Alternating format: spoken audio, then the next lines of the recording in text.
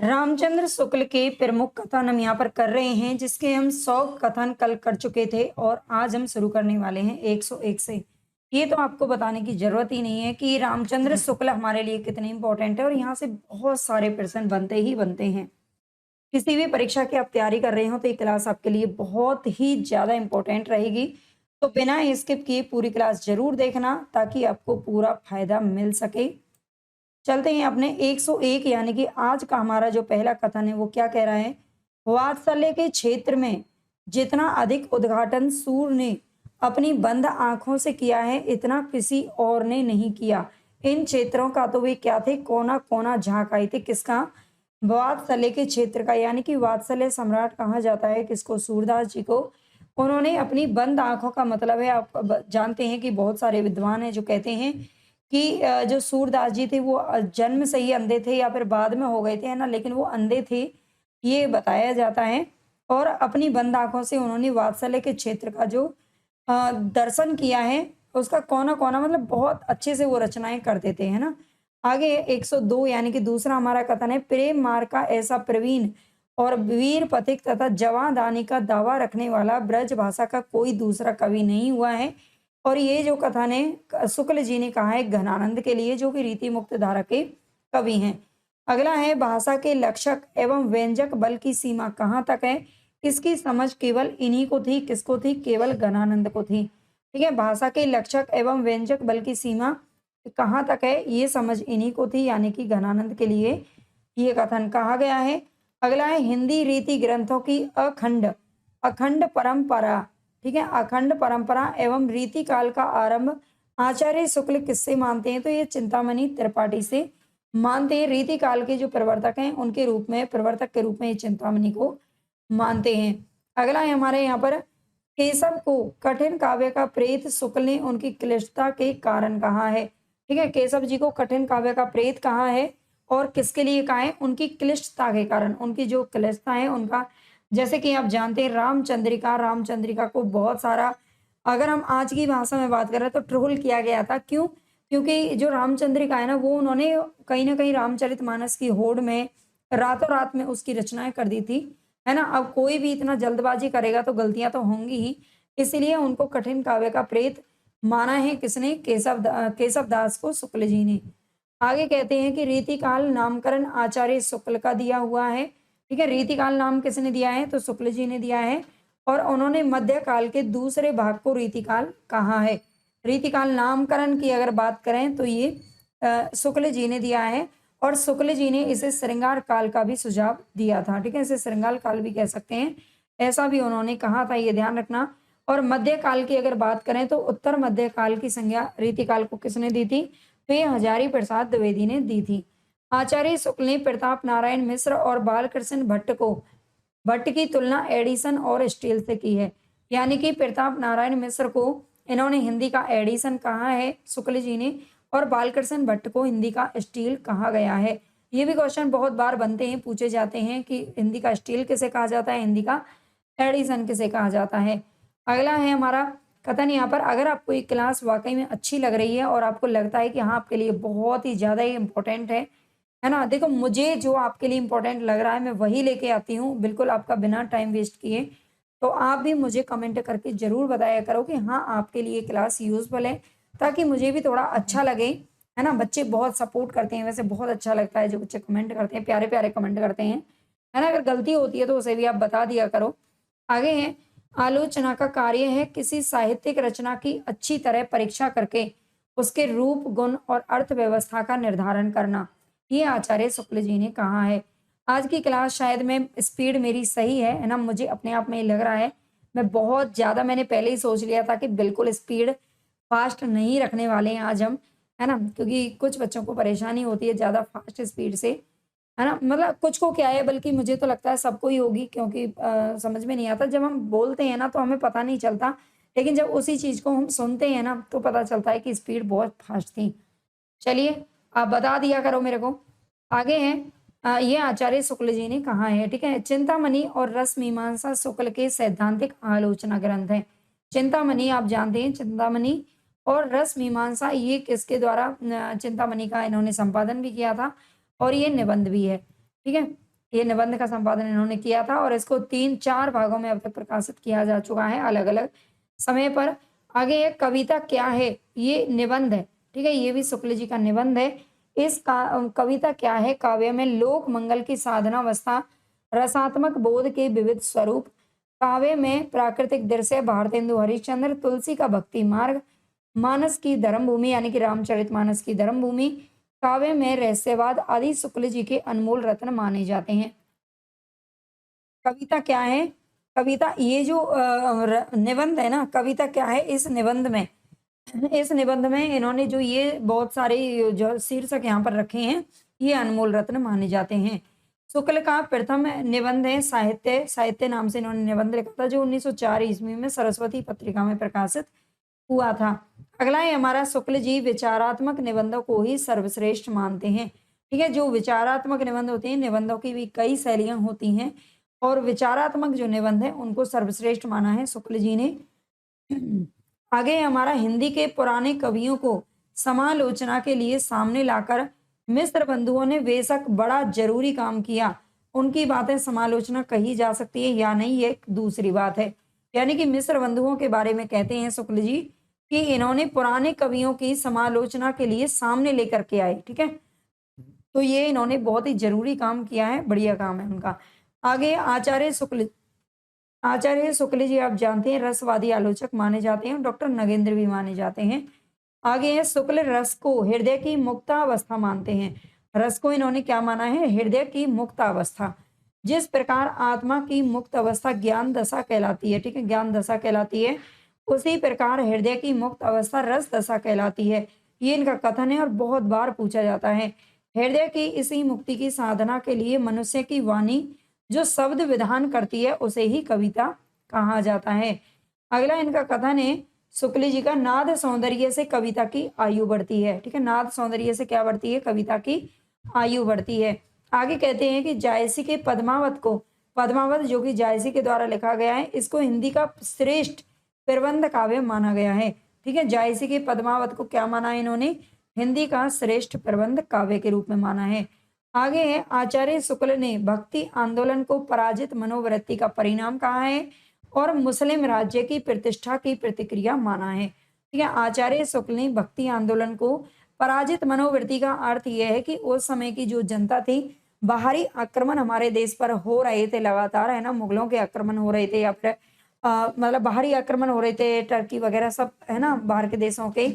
तो ये कहते हैं कि भक्ति आंदोलन इसीलिए उठ खड़ा हुआ क्योंकि यहाँ की जो जनता थी वो कहीं ना कहीं अपने पौरों से हताश हो चुकी थी, निराश हो चुकी थी। उनको लग रहा था कि अब हम पूरी तरह से हार चुके हैं। उनके सामने उनके धर्म का मजाक उड़ाया जा रहा था, उनके जो मंदिर हैं वो लूटे जा रहे थे, है ना, यहाँ का जो धन है वो लूटा जा रहा था और वो कुछ भी नहीं कर पा रहे थे, है ना। तो ये मुस्लिम राज्य की प्रतिष्ठा की प्रतिक्रिया माना है शुक्ल जी ने, जबकि हजारी प्रसाद द्विवेदी इसे नकारते हैं।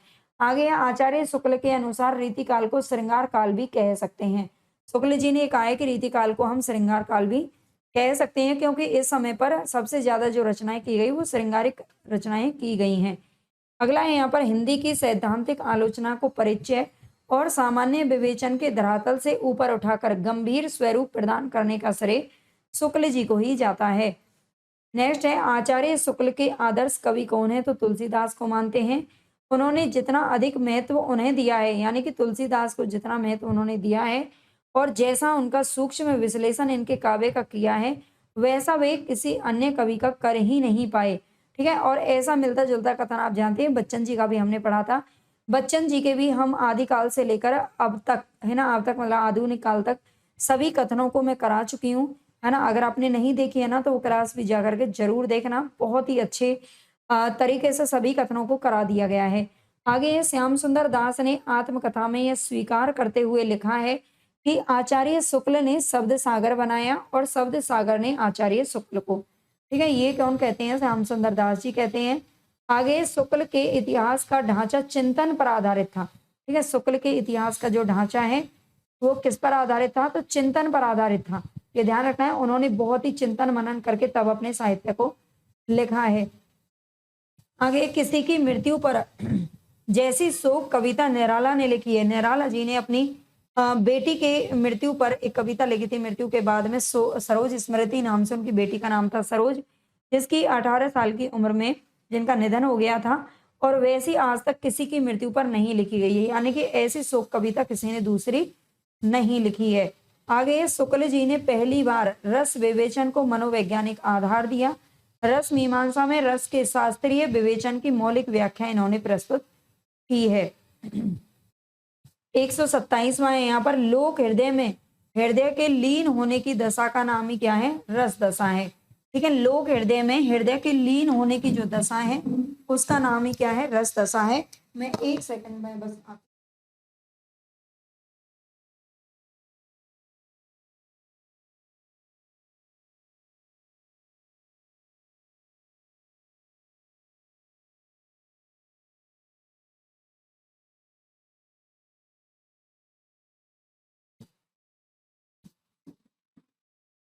आगे है यहाँ पर, सूरदास को शुक्ल जी ने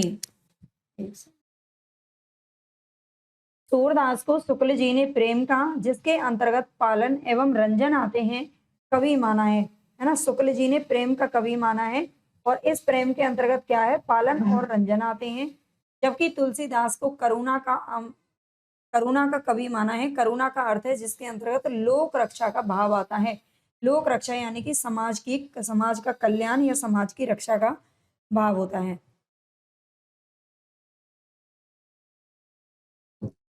नेक्स्ट है यहाँ पर, शुक्ल जी के अनुसार राम कथा के भीतर कई स्थल मर्मस्पर्शी हैं। शुक्ल जी के अनुसार क्या है? राम कथा के भीतर कई स्थल मर्मस्पर्शी हैं, जिसमें सबसे मर्मस्पर्शी राम वन गमन है। ठीक है, जब राम जी वन को जाते हैं तो ये प्रसंग बिल्कुल दिल को झकझोर देने वाला है। और आपने रामायण भी जरूर देखी होगी, है ना, टीवी पर बहुत चलती है रामायण। और आपने अगर देखी है तो आपने महसूस किया होगा वाकई में उस समय ऐसा कोई नहीं हो सकता कि जिसकी आंखों में आंसू ना आए, बल्कि जो रोए ना, है ना। उस ये इतना राम वन गमन इतना ज्यादा मतलब मर्म स्पर्शी प्रसंग इसका रहा है। ये शुक्ल जी ने इसी को माना है। वैसे जब चित्रकूट पर जाते हैं तभी बहुत रोना आता है ना। जायसी को रामचंद्र शुक्ल ने सूफी कवि होते हुए भी भक्तों की कोटि में परिगणित किया है। यानी कि जायसी को सूफी कवि मानने से इनकार करते हैं कौन? रामचंद्र शुक्ल जी, और इन्हें भक्तों की श्रेणी में मानते हैं। आगे है 131 में, जायसी और सूफी कवियों की जिस विशेषता ने शुक्ल जी को सबसे अधिक प्रभावित किया है वह है उनका प्रकृति वर्णन। ठीक है, जायसी और सूफी कवियों ने जो प्रकृति वर्णन किया है वो शुक्ल जी को बहुत ज्यादा प्रभावित करता है, ये आपको याद रखना है। और प्रथम जो सूफी काव्य है वो इन्होंने मृगावती को माना है, जो कि कुतुबन के द्वारा लिखी गई है। ठीक है, ये भी याद रखना। आगे है 132वां हमारा कथन है। अगर आपने देखो इसकी पहली क्लास नहीं देखी है ना, जिसमें 100 कथन करवाए थे, तो जरूर देख लेना। अगर नहीं देखे तो उसकी लिंक मैं कमेंट बॉक्स में डाल दूंगी। उस बाद में भी मिल जाती है ना, बाद में भी मिल जाती है। अगर आप पूरी क्लास स्किप नहीं करोगे, बाद में देखोगे ना, तो उसकी स्क्रीन पर आपको वह क्लास दिख जाएगी। तो जरूर देख लेना उसको भी, क्योंकि उसमें 100 कथन है जो बहुत ज्यादा इंपॉर्टेंट है। शुक्ल जी श्रीधर पाठक और राम नरेश त्रिपाठी को सही अर्थों में स्वच्छंदतावादी कवि मानते हैं। आगे हैं आचार्य शुक्ल जी छायावाद के आध्यात्मिक रहस्यवादी रूप के क्या थे? विरोधी थे। मतलब छायावाद का जो रहस्यवादी रूप था या उनकी जो श्रृंगारिक कुछ रचनाएं थी या फिर उसका रहस्यवादी रचनाएं थी, वो शुक्ल जी को बिल्कुल भी पसंद नहीं थी। आगे है, शुक्ल जी रहस्यवाद को काव्य के क्षेत्र से बाहर की चीज मानते हैं।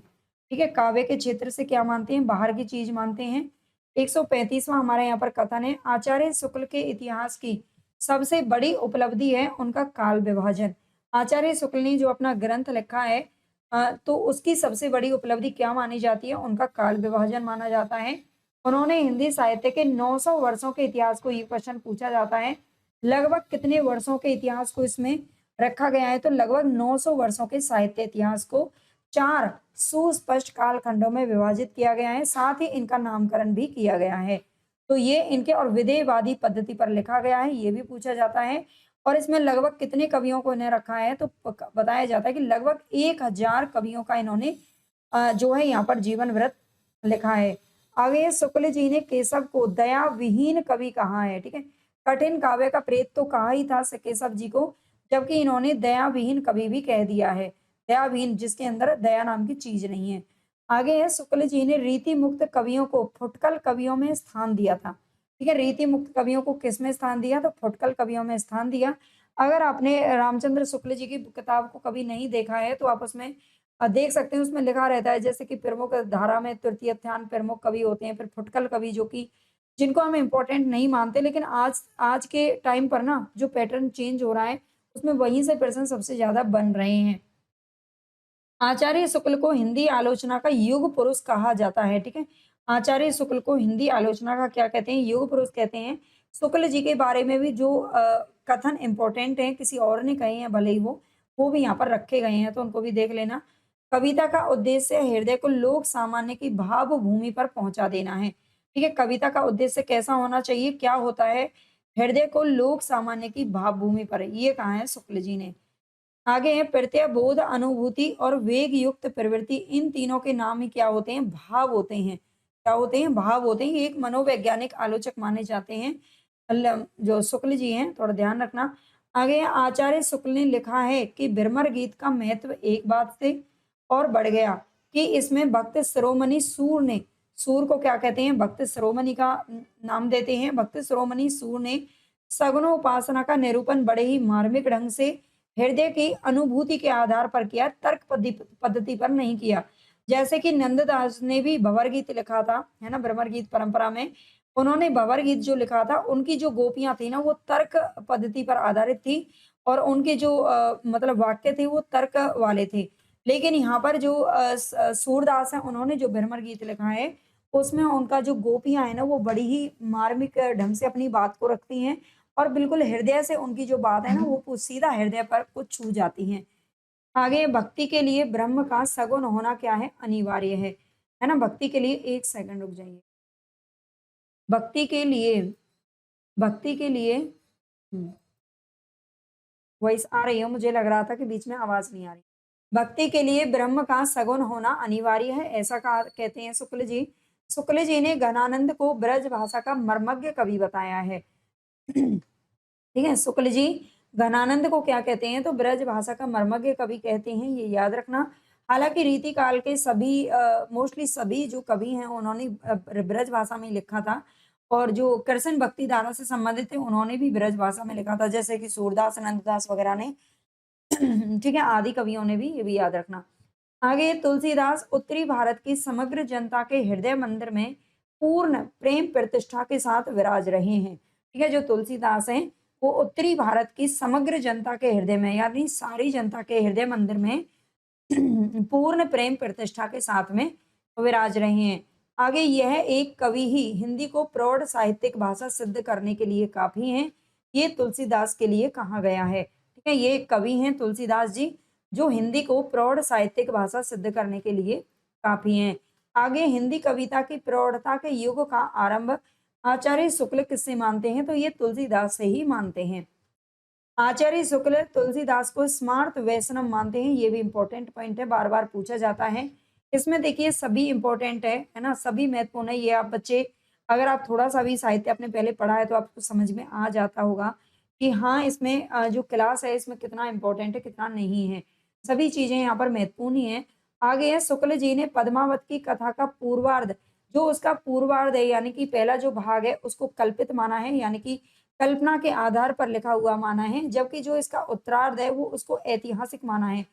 उत्तरार्ध में इसका देखो देखो जो पूर्वार्ध है ना उसमें रतन सेन और पद्मावती नागमती इन सबकी प्रेम कथाएं आती हैं, है ना, उनका वियोग खंड वगैरह वो सब चीज है। लेकिन जो उत्तरार्ध है ना जिसमें उस समय अलाउद्दीन खिलजी वगैरह का और उनका जो युद्ध वगैरह होता है रतन सेन का और उनका, उनको थोड़ा बहुत ऐतिहासिक माना है पद्मावत को। ठीक है, आगे है, आगे शुक्ल जी कहते हैं कि इसमें कोई संदेह नहीं कि कबीर ने ठीक मौके पर जनता के उस बड़े भाग को संभाला जो नाथ पंथियों के प्रभाव से प्रेम भाव और भक्ति रस से शून्य और शुष्क पड़ता जा रहा था।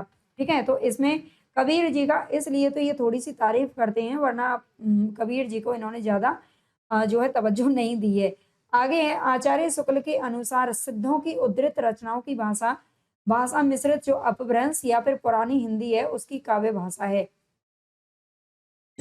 आचार्य शुक्ल के अनुसार सिद्धों की उद्धृत, है ना, सिद्धों की जो लिखी हुई रचनाएं हैं उनकी भाषा कैसी है? तो मिश्रित अपभ्रंश या फिर पुरानी हिंदी की काव्य भाषा है, ठीक है, याद रखना। आगे है हिंदी समीक्षा और आचार्य शुक्ल के लेखक नामवर सिंह है। नामवर सिंह का ग्रंथ है हिंदी समीक्षा और आचार्य शुक्ल, ये भी याद रखना। आगे है शुक्ल जी भारतीय पुनरुत्थान युग की उन परिस्थितियों की उपज थे जिन्होंने राजनीति में महात्मा गांधी, कविता में रविन्द्रनाथ टैगोर और जयशंकर नाथ ठाकुर प्रसाद आदि को उत्पन्न किया है। ये नामवर सिंह का ही कथन है, तो ये कथन भी शुक्ल जी की जो है प्रशंसा में कहा गया है, इसको याद रखना। आगे कथा साहित्य में जो कार्य प्रेमचंद ने किया है ना, कथा साहित्य में जो कार्य प्रेमचंद ने किया है, काव्य क्षेत्र में जो कार्य निराला ने किया है, वही कार्य आलोचना के क्षेत्र में किसने किया है, तो रामचंद्र शुक्ल जी ने किया है। ये रामविलास शर्मा जी का कथन है। आज मुझे लग रहा है कि मुझे अपने आप में भी लग रहा है कि स्पीड है वो काफी अच्छी है। एक बार आप भी मुझे कमेंट करके बता देना, जो बच्चे पहले कमेंट कर रहे थे कि मैम स्पीड थोड़ी फास्ट है ना, वो जरूर बताना आपको कैसा लग रहा है ना। भारतीय काव्यालोचन शास्त्र का इतना गंभीर और स्वतंत्र विचारक हिंदी में तो दूसरा हुआ ही नहीं है, ठीक है। भारतीय काव्यालोचन शास्त्र का इतना गंभीर और स्वतंत्र विचारक हिंदी में तो कोई दूसरा हुआ ही नहीं है, और दूसरी भारतीय भाषाओं में भी हुआ है या नहीं ये ठीक हम बता नहीं सकते, ये शायद हुआ ही नहीं है। ऐसा कौन कहता है, तो आचार्य हजारी प्रसाद द्विवेदी जी कहते हैं। आगे है आचार्य शुक्ल को हिंदी साहित्य समीक्षा का बालारुण कहा गया है। किसने कहा भैया, ये नंद दुलारे वाजपेयी जी ने कहा है, ठीक है। शुक्ल जी को हिंदी साहित्य समीक्षा का बालारुण कहते हैं नंद दुलारे वाजपेयी जी। आगे है आचार्य शुक्ल को भवभूति का सम्मान धर्म आचार्य किसने कहा है, तो ये रामविलास शर्मा जी ने कहा है, ठीक है। आचार्य शुक्ल को भवभूति का सम्मान धर्म आचार्य कहा है किसने, रामविलास शर्मा ने, तो इसको भी अच्छे से याद रख लेना है। आज तक की हिंदी समीक्षा में शुक्ल जी आधार स्तंभ है, ये कौन कहते हैं, तो ये डॉक्टर भगवत स्वरूप मिश्र जी कहते हैं। क्या आज तक की हिंदी समीक्षा में शुक्ल जी क्या है, आधार स्तंभ है, ऐसा इन्होंने कहा है भगवत स्वरूप मिश्र ने। अगला कथन है हमारे यहाँ पर, नामवर सिंह ने रामचंद्र शुक्ल को हिंदी का एकमात्र आचार्य घोषित किया है, ठीक है। आचार्य शुक्ल जी को हिंदी का एकमात्र आचार्य किसने माना है, तो ये नामवर सिंह जी मानते हैं। आगे नंद दुलारे वाजपेयी जी का एक और कथन हमें मिलता है, हिंदी समीक्षा को शास्त्रीय और वैज्ञानिक भूमि पर प्रतिष्ठित करने में शुक्ल जी ने युग प्रवर्तक का कार्य किया है। उनका यह कार्य हिंदी के इतिहास में सदैव स्मरणीय रहेगा। स्मरणीय तो रहेगा जब तक यहाँ से पेपर बनते रहेंगे ना, वैसे भी स्मरणीय रखेंगे हम लोग, है ना। क्योंकि यहाँ से पेपर में प्रश्न सबसे ज्यादा पूछे जाते हैं हमेशा से ही, है ना। और अगर कोई प्रश्न आपका गलत हो जाए तो कोर्ट भी इसी को मानता है, सबसे ज्यादा ऑथेंटिक बुक यही मानी जाती है, हिंदी साहित्य, ठीक है। ये बुक तो मैं समझती हूँ साहित्य के सभी बच्चों के पास होनी ही चाहिए। आगे देखते हैं, प्रत्येक देश का साहित्य वहां की जनता की चित्तवृत्तियों का संचित प्रतिबिंब होता है, ठीक है। प्रत्येक देश का जो साहित्य है वो वहां की जनता की चित्तवृत्तियों का संचित प्रतिबिंब होता है, ये ध्यान रखना। आगे जब तक भाषा बोलचाल में थी, जब तक वह भाषा या देश भाषा,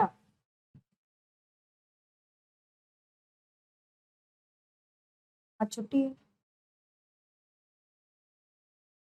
आज तो छुट्टी है नहीं, बताइए कल है। जब तक भाषा बोलचाल में थी, जब तक भाषा या देश भाषा ही कहलाती रही, जब वह भी साहित्य की भाषा हो गई,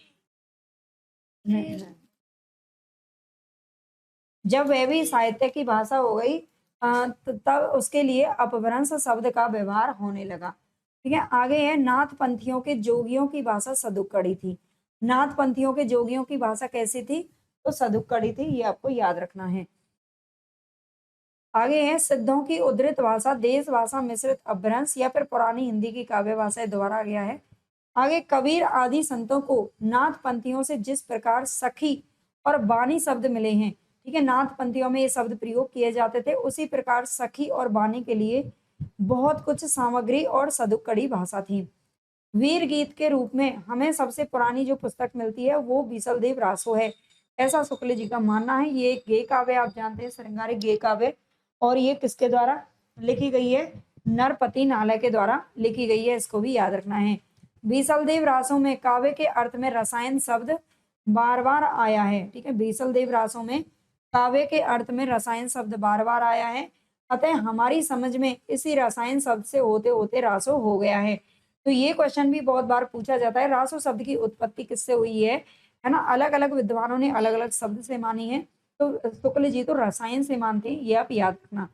बीसलदेव रासों में आए 1272 का स्पष्ट अर्थ है 1212, ठीक है? 1272 का हम 1272 नहीं लगा सकते, है ना? विक्रम संवत है, इसका 1212 इसका अर्थ है, ये भी क्वेश्चन पूछा जाता है। यह घटनात्मक काव्य नहीं है, बल्कि वर्णनात्मक है, ये बीसलदेव रासों के लिए कहा गया है।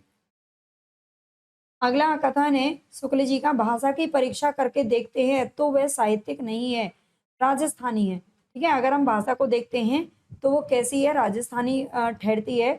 और ये बीसलदेव रासो के लिए ही कहा गया है।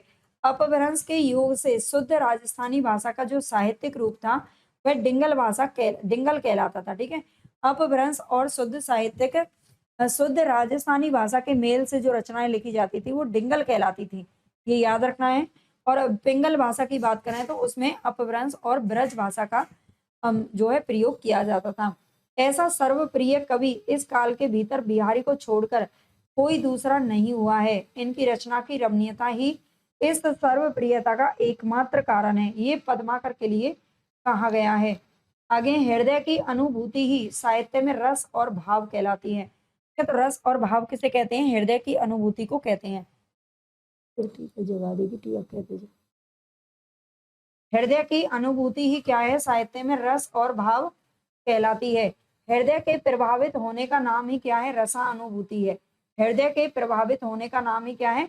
रसानुभूति है, ये शुक्ल जी का मानना है। हमें अपनी दृष्टि से दूसरे देशों के साहित्य को देखना होगा और दूसरे देशों की दृष्टि से अपने साहित्य को नहीं देखना है, याद रखना। ठीक है, हमें केवल अपनी दृष्टि से दूसरे देशों के साहित्य पर नजर रखनी है कि वो क्या कर रहे हैं, कैसा लिख रहा है, कैसा, उसे हम कुछ सीख सकते हैं, लेकिन दूसरे देशों की दृष्टि से अपने साहित्य को बिल्कुल मत देखना। आगे, प्रेम उस दूसरों की आंखों से नहीं बल्कि अपनी आंखों से देखता है। ठीक है, जो प्रेम होता है ना वो दूसरों की आंखों से नहीं देखता बल्कि उसकी खुद की आंखें होती हैं और वो अपनी आंखों से ही देखता है। ठीक है, प्रेम, वैसे तो ये कहा जाता है कि प्रेम अंधा होता है, प्यार अंधा होता है, लेकिन नहीं, उसकी आंखें होती हैं, ये शुक्ल जी ने माना है। भक्ति धर्म की रसात्मक अनुभूति, बहुत बार ये पंक्ति पूछी जाती है। साहसपूर्ण आनंद की उमंग का नाम ही क्या है? उत्साह है। साहसपूर्ण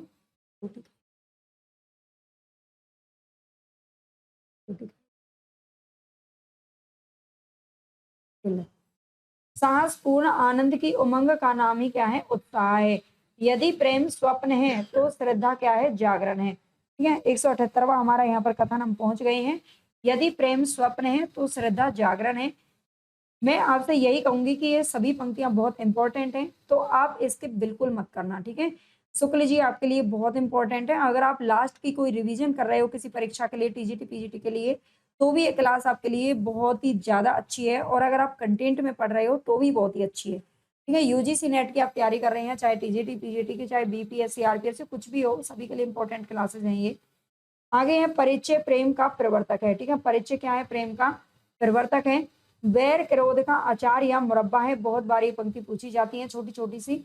इन कालों की रचनाओं की विशेष प्रवृत्ति के आधार पर ही उनका नामकरण किया गया है। ठीक है, जो काल का नामकरण जो किया है ना, रीति काल, भक्ति काल, है ना, और वीर गाथा काल, गद्य काल, ये जो नामकरण किया है शुक्ल जी ने, ये क्वेश्चन आता है कि किस आधार पर किया है? तो कालों की रचनाओं की विशेष प्रवृत्ति के आधार पर किया है।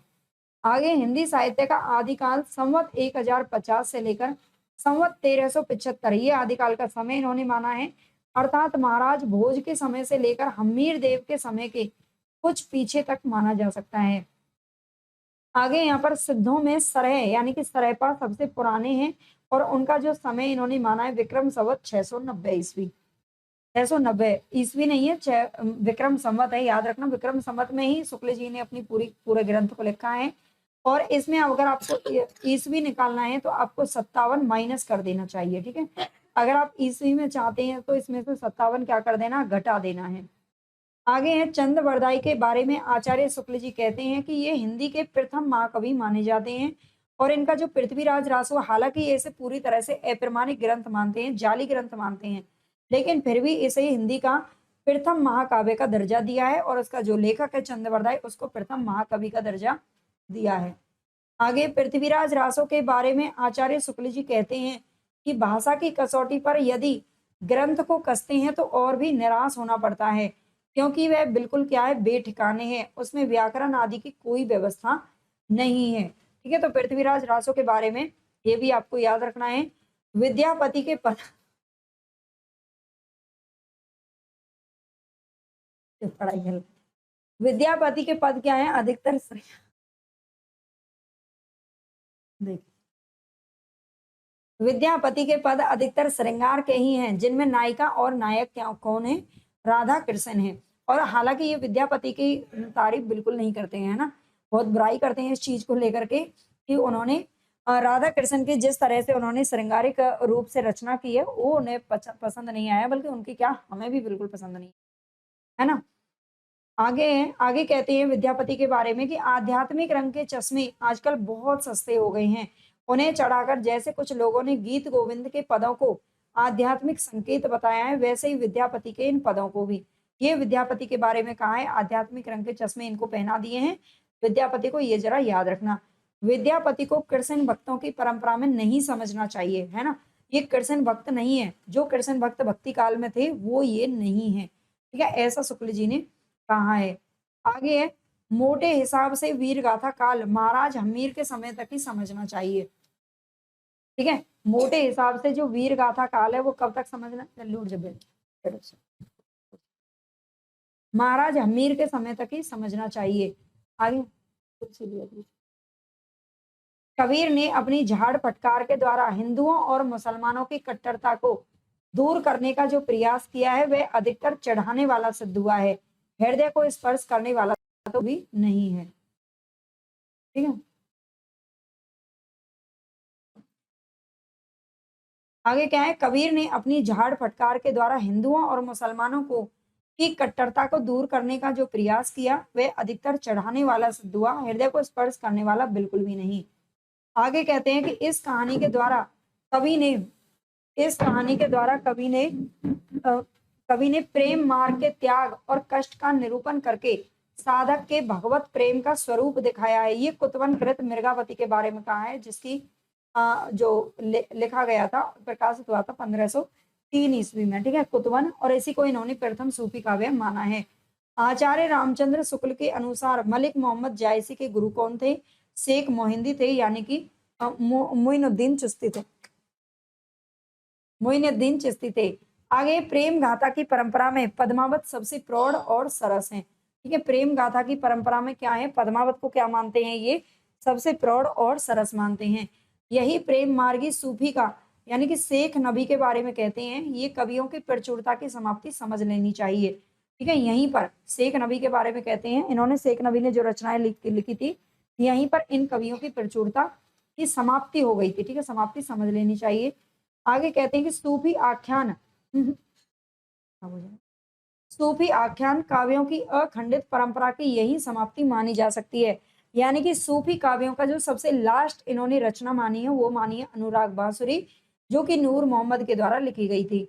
नूर मोहम्मद को हिंदी भाषा में कविता करने के कारण जगह जगह इसका सबूत देना पड़ता है। ठीक है, नूर मोहम्मद को हिंदी भाषा में इन्होंने कविता लिखी थी, इसलिए इनको जगह जगह इसका सबूत देना पड़ा है कि वे इस्लाम के पक्के अनुयायी थे, है ना। जैसा कि आप जानते ही हैं, अगर कोई भी हिंदू धर्म के बारे में कुछ अच्छा सा बोल दे तो जो काजी होते हैं ना, वो क्या करते हैं, काजी या बड़े बड़े जो धर्म के ठेकेदार होते हैं वो लोगों को जीने नहीं देते, है ना। वैसे ही नूर मोहम्मद को यहाँ पर जो है झेलना पड़ा था। आगे जनता पर चाहे जो प्रभाव पड़ा हो, वह उक्त गद्दी के भक्त शिष्यों ने सुंदर सुंदर पदों द्वारा जो मनोहर प्रेम संगीत धारा बाई है, उसने मुरझाते हुए हिंदू जीवन को सरस और प्रफुल्लित किया है। श्री वल्लभाचार्य जी के लिए कहते हैं, क्योंकि वल्लभाचार्य जी के शिष्य थे सूरदास, कुम्भन दास। ठीक है, इन्होंने जो है अच्छी अच्छी रचनाएं की हैं, और है ना, तो जनता पर चाहे इसका जो भी प्रभाव पड़ा हो, लेकिन इसके जो भक्त शिष्यों ने रचनाएं की हैं अपने पदों के द्वारा जो धारावाही है, ठीक है, वो बहुत अच्छी है, वो सरस और प्रफुल्लित करती है हिंदू जीवन को। आगे सूर की बड़ी भारी विशेषता है नवीन प्रसंगों की उद्भावना। ये भी क्वेश्चन बार बार पूछा जाता है। ये बड़े भारी कृष्ण भक्त और गोस्वामी विठल नाथ जी के बड़े कृपा पात्र शिष्य थे। ये रसखान के बारे में कहा जाता है। रसखान भी हालांकि एक मुस्लिम धर्म से संबंधित थे रसखान जी, लेकिन ये बहुत ही बड़े कृष्ण भक्त रहे हैं और गोस्वामी विठलनाथ जी के कृपा पात्र रहे, शिष्य भी रहे हैं। ठीक है, तो इनके बारे में भी याद रख लेना, कृष्ण भक्त कवि रहे हैं। आगे, इन भक्तों का हमारे साहित्य पर बड़ा भारी उपकार है, ये कृष्ण भक्त कवियों के लिए इन्होंने कहा है। आचार्य शुक्ल ने केशव दास को भक्ति काल में सम्मिलित किया है ना, इन्होंने इसको इनको भक्ति काल में, भक्ति काल के यानी कि भक्त कवियों में माना है, भक्ति काल में तो शामिल किया है, जबकि सूफी कवियों में नहीं माना है। रामचरितमानस को लोगों के हृदय का हार कहा है। रामचरितमानस को क्या कहते हैं? लोगों के हृदय का हार कहते हैं। आगे, गोस्वामी जी की भक्ति पद्धति की सबसे बड़ी विशेषता है उसकी सर्वांग पूर्णता। ठीक है, गोस्वामी जी यानी कि तुलसीदास जी की भक्ति पद्धति की सबसे बड़ी विशेषता क्या है? तो ये उसकी सर्वांग पूर्णता है।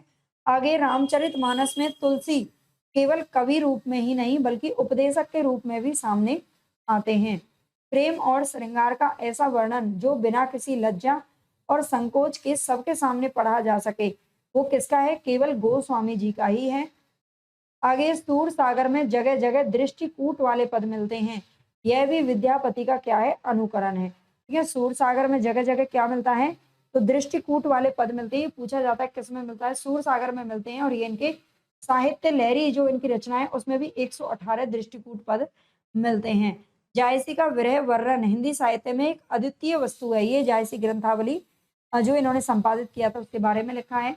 आगे, प्रेम प्रबंध क्षेत्र में तुलसीदास का जो सर्वोच्च आसन है उसका कारण यह है कि वीरता, प्रेम आदि जीवन का कोई एक ही पक्ष ना लेकर के तुलसी ने संपूर्ण जीवन को लिया है, यानी कि उन्होंने अपनी रचनाओं में संपूर्ण जीवन के बारे में लिखा है। जायसी का क्षेत्र तुलसी की अपेक्षा में परिमित है, यानी कि सीमित है, पर वेदना, पर प्रेम की जो वेदना है उनकी अत्यंत गूढ़ है ना। जायसी ग्रंथावली की भूमिका में इन्होंने लिखा हुआ है, तो भी जायसी ग्रंथावली जो ग्रंथ है उसको लिखा था या फिर उनका उसका संपादन इन्होंने किया था। आगे, यह सील और सील का, स्नेह और स्नेह का तथा नीति और नीति का मिलन है।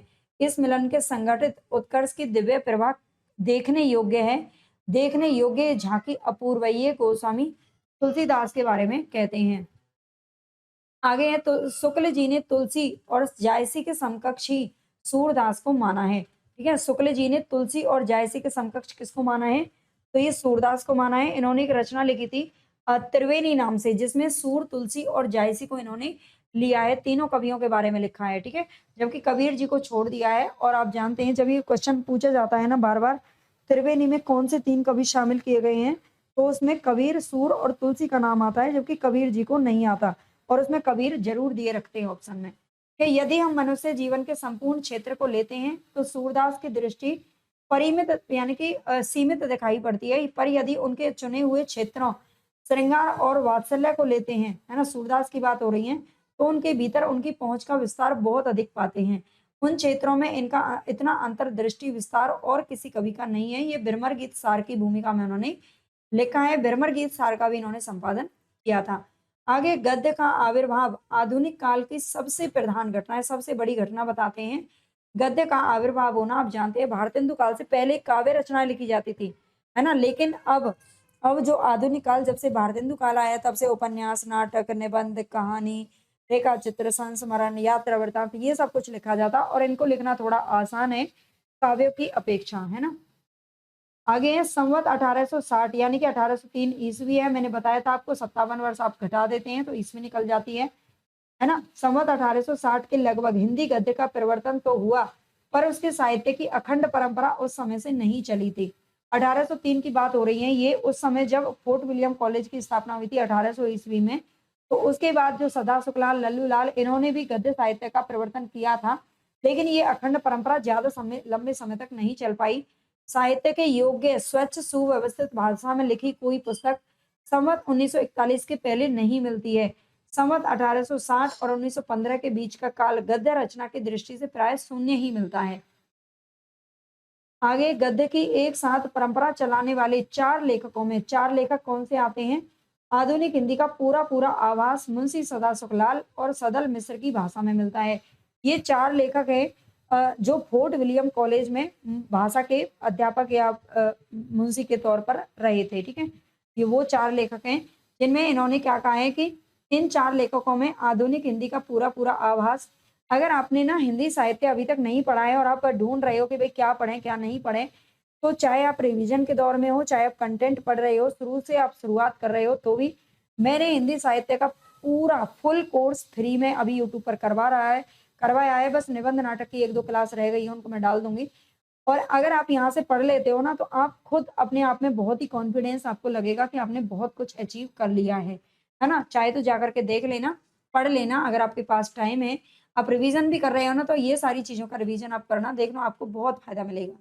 ठीक है? व्यवहार उपयोग इन्हीं की भाषा ठहरती है। ये सब कुछ ना मैंने डिटेल में पढ़ाया हुआ है।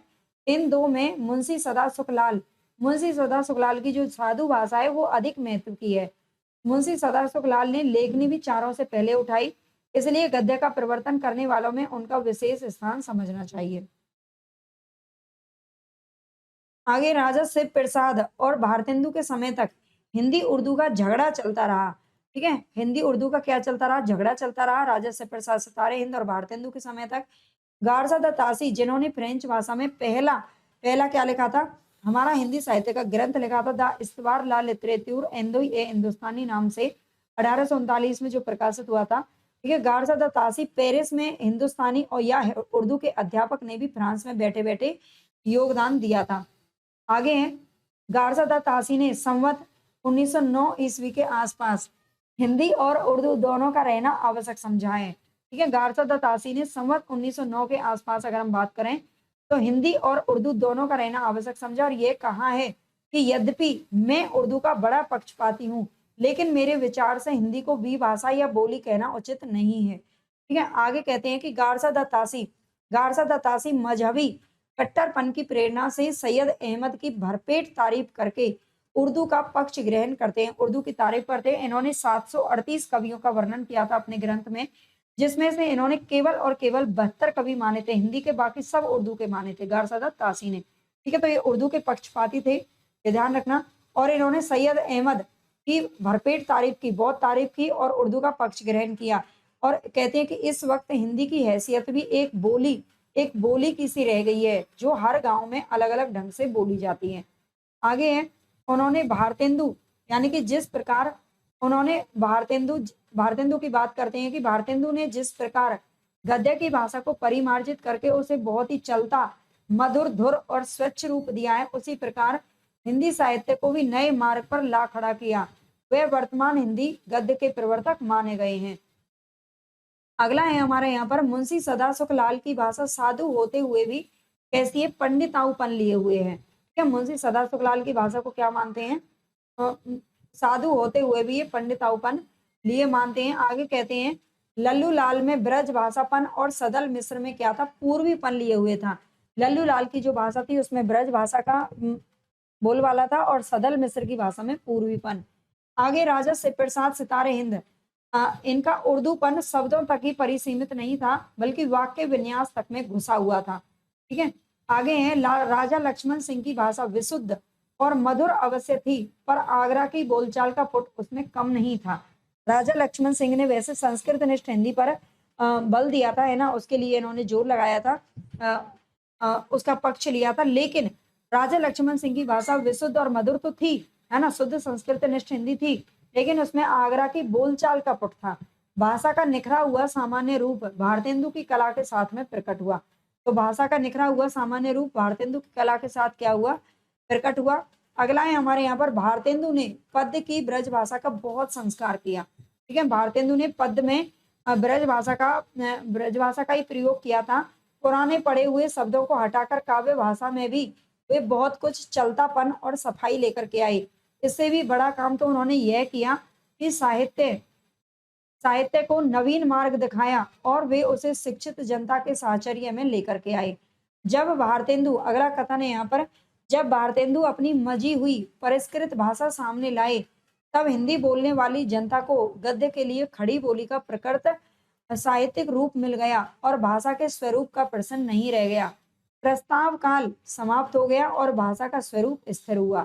ठीक है? जब भारतेंदु अपनी मजी हुई परिष्कृत भाषा को सामने लेकर के आए, तब हिंदी बोलने वाली जनता को गद्य के लिए क्या हुआ? खड़ी बोली का प्रकृत रूप मिल गया। ठीक है? और भाषा के स्वरूप का प्रश्न नहीं रह गया। आगे है भारतेंदु में हम दो प्रकार की शैलियों का व्यवहार पाते हैं। भारतेंदु में हम क्या पाते हैं? हम दो प्रकार की शैलियों का व्यवहार पाते हैं। तो उनकी भावावेश की शैली और दूसरी है तथ्य निरूपण की शैली। ठीक है, तथ्य निरूपण की शैली। आगे कहते हैं शुक्ल जी प्रताप नारायण मिश्र की प्रकृति विनोदशील थी। ठीक है, प्रताप नारायण मिश्र की प्रकृति कैसी थी? विनोदशील थी। इसलिए उनकी भाषा बहुत स्वच्छंद गति से बोलचाल की चपलता और भाव भंगिमा लिए चलती है। हास्य विनोद की उमंग में वे कभी कभी मर्यादा का अतिक्रमण करती पूर्वी कहावतों और मुहावरों की बौछार भी छोड़ती चलती हैं। आप जानते हैं जो प्रताप नारायण मिश्र जी हैं, उन्होंने अपने निबंधों में भी आंख, भौं, नाक, पेट, मूछ, कान, ठीक है, इस तरह के उन्होंने लिखे थे, है ना, पूर्वीपन लिए होते, यानी कि आम बोलचाल की भाषा में उन्होंने अपने शीर्षकों को भी रखा था। आगे प्रेम घन के लेखों में, प्रेम घन यानी कि बद्री नारायण प्रेम घन के लेखों में गद्य काव्य के पुराने ढंग की झलक, रंगीन इमारत की चमक दमक बहुत कुछ मिलती है। बहुत से वाक्य खंडों की लड़ियों से गुथे हुए उनके वाक्य अत्यंत लंबे होते थे। ठीक है, ये किसके बारे में कहते हैं? प्रेम घन के लेखों के, इतने लंबे कि उनका अन्वय कठिन होता था। अगला है हमारे यहाँ पर पद विन्यास में तथा कहीं कहीं वाक्यों के बीच विराम स्थलों पर भी अनुप्रास दिखें तो इंशा अल्लाह खान और लल्लू लाल का स्मरण हो जाता है। ठीक है, यदि यदि पद विन्यास और कहीं कहीं पर वाक्यों के बीच में विराम स्थलों पर भी अनुप्रास दिख जाए तो इंशा अल्लाह खान और लल्लू लाल का स्मरण होता है। इस दृष्टि से देखें तो प्रेमघन में पुरानी परंपरा का निर्वाह अधिक दिखाई पड़ता है। तो यहाँ पर हमारी क्लास ये समाप्त हो गई, है ना। आपको क्लास अच्छी लगी हो तो लाइक, सब्सक्राइब, शेयर जरूर कर देना। टेलीग्राम चैनल को ज्वाइन कर लेना, पीडीएफ आपको वहीं मिलेगी। अगर आप हिंदी साहित्य का पूरे नोट्स लेना चाहते हो पीडीएफ के रूप में या फिर ई बुक के रूप में तो आप मुझे कमेंट कर सकते हैं इस नंबर पर। लेकिन प्लीज जो सीरियस होना लेने के लिए